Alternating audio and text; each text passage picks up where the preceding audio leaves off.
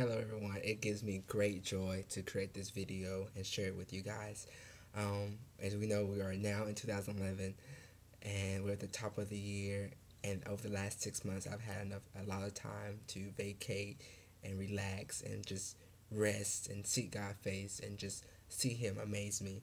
And as we know that it takes 21 days to create new habits and break old habits, and most people at this time of the year are fasting and reposition themselves, and as they allow God to lead them for the things that He's going to do throughout the year. With this been 11 days in, I thought it was appropriate to come in and share words of encouragement and inspiration to those who are holding on to those resolutions or those vows or plans that you have pulled together for this year.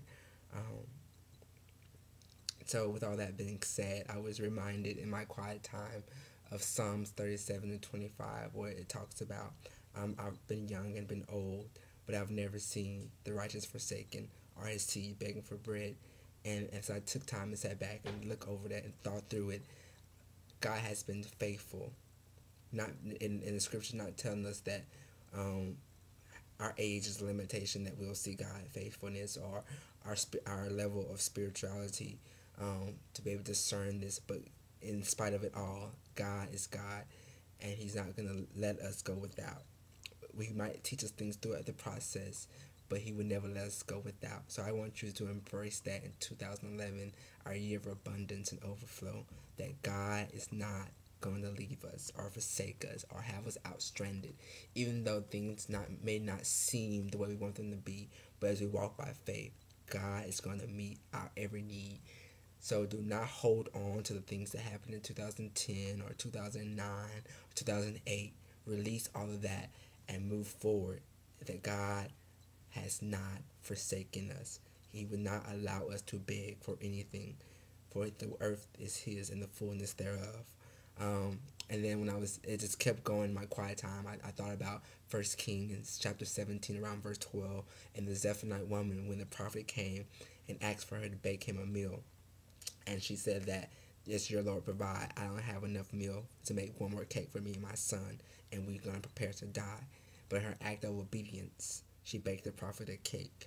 And through the time of the famine, every time she reached into the barrel of meal and poured the oil, she was able to supply food for her family or her household until the famine passed. And another thing that came into mind was that even though they talk about recessions and all these things and money's tight and everybody's living paycheck to paycheck, God is faithful to sustain us. We are not participating in the recession. We are kingdom minded and kingdom people, and God is faithful. We are the trees that Jeremiah wrote in chapter 17 and 8, planted by the waters. In the drought, we will not wither, but we will continue to bear forth much fruit. So just to give you a little bit of encouragement as the year go on, but I also want to invite you to join me in 21 days of positioning. I know everybody has their times of fasting and settling things down. So the first part of the year set aside for God, but I want us to position ourselves just like that tree that was spoke about in Jeremiah in 17. It was positioned by the water.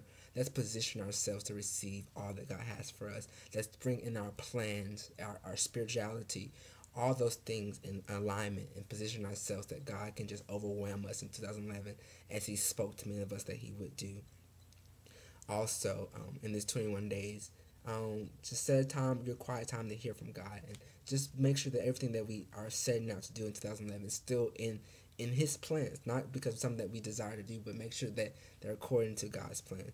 And then lastly, I just want you guys to just tune in and chime with me on DavionWallace.com.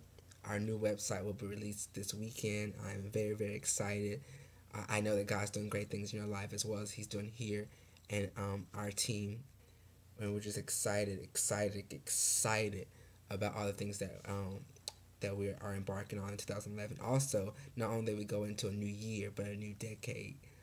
So it's this the first of all things, the first of new beginnings, the first of life, the first fruit.